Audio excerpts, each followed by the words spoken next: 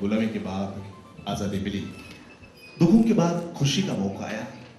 दुख चाहे जितना थोड़ा हो, इंसान उससे दूर भागता है, और खुशी चाहे जितनी बड़ी, पलक झपकने से पहले मानो खत्म हो जाती है। 150 साल पुराने गुलामी के जख्म 59 साल की आजादी ने अच्छे कर दिए। आजाद होते ही हमने पहले एक नेक काम किया कि हमने हमारी संविधान को लिखा, और इस नेक काम की जिम्मेदारी निभाई डॉक्टर बाबा साहेब अम्बेडकर जी ने, और हम 26 जनवरी 1950 के दिन प्रजासत्ताक बन गए। इसी संविधान के आधार पर आज हम ऊपर उठ रहे हैं, उन्नति कर रहे हैं। अभी भी बहुत कुछ करना बाकी है, लेकिन इससे पहले जैसे कि दुखों को झेलने की शक्ति चाहिए, उसी तरह खुशी का इजहार होना भी जरूरी है। तो चलिए हम सब मिल बांट कर खुशी का इजहार कर देते हैं, कुछ नया कर दिखाने की कस्में खाते हैं। छोड़ो कल की बातें, कल की बात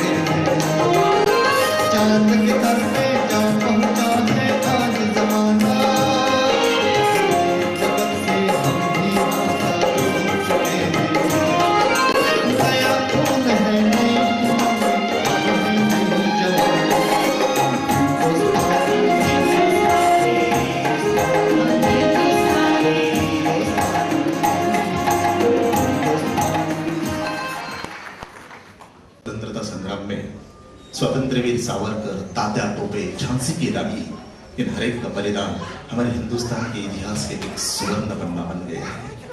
और मैंने तो आपको बार बार बताया है कि ऐसे 6 लाख वीरों ने अपनी जानें गंवाई, तब जाके मिली है आजादी। लेकिन अफसोस की बात यह है कि उन 6 लाख में से 1% यानी कि 6000 लोगों के नाम भी हमें मालूम नहीं है। तिलक, आगरकर, सावरकर, वल्लभ भाई पटेल, आप नाम गिनते जाइएगा 60 भी नहीं गिन पाएंगे। और हमें सिर्फ उन लोगों के नाम मालूम है जिनकी कुर्बानियां हमारे इतिहास में दर्ज है। लेकिन ऐसे 99% क्रांतिवीर होंगे कि जिनकी कुर्बानी हम तक पहुंची ही नहीं। जिनमें से एक थे सुरेंद्र पाल जी। सुरेंद्र पाल जी ने यही सोचा होगा कि ना ही मैं लाठियां झेल सकता हूं और ना ही मैं फांसी पर चढ़ सकता हूं, लेकिन जो लोग ये काम कर रहे हैं उनकी मदद तो मैं जरूर कर सकता हूं।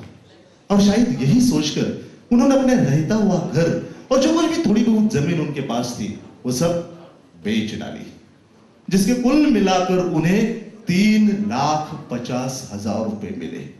और वे सारे के सारे 3,50,000 रुपए उन्होंने आजाद हिंद सेना को दान दे दिए, जिसके नेता थे सुभाष चंद्र बोस जी। ये बात मैं आप लोगों को बता रहा हूं सन 1943 की। सन 1943 के 3,50,000 यानी आज के करीबन 600 करोड़ रुपए बनते हैं। अपना सब कुछ देश को कुर्बान कर देने के बाद सुरेंद्र पाल जी खुद भिखारी बन गए। उसके 4 साल बाद हम लोग आजाद हुए, लेकिन सुरेंद्र पाल जी की याद किसी को नहीं है, न उनका किसी को ख्याल आया। आजादी के 12 साल बाद दिल्ली के national institute of medical science के अस्पताल में सुरेंद्र पाल जी की लाश पाई गई। वो लाश वहां 3 दिन तक लावारिस पड़ी थी, और 3 दिन के बाद इसी अस्पताल के 2 सिपाहियों ने स्ट्रेचर पर से उठाकर उस लाश का अंतिम क्रियाकर्म किया।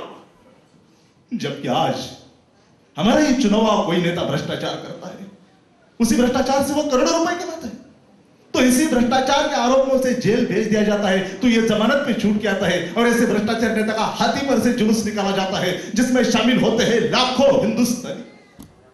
जिसने अपना सब कुछ देश को कुर्बान कर दिया और खुद भिखारी बन गया, ऐसे आदमी का अर्थी उठाने के लिए 4 लोग भी नसीब नहीं हुए, और उसने देश को भिखारी बनाया और खुद करोड़ों कमाए। ऐसे भ्रष्टाचार नेता के जुलूस में शामिल हो गए लाखों हिंदुस्तानी।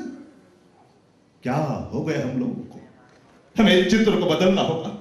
और आज इसलिए आप सभी से मेरे एक प्रार्थना, एक विनती है कि आप सभी अभी इसी वक्त मेरे साथ अपने दिल पर हाथ रखकर एक कसम खाइएगा कि आज से, अभी से, इसी वक्त से हम जो कुछ भी काम करेंगे अपने देश के हित के लिए करेंगे।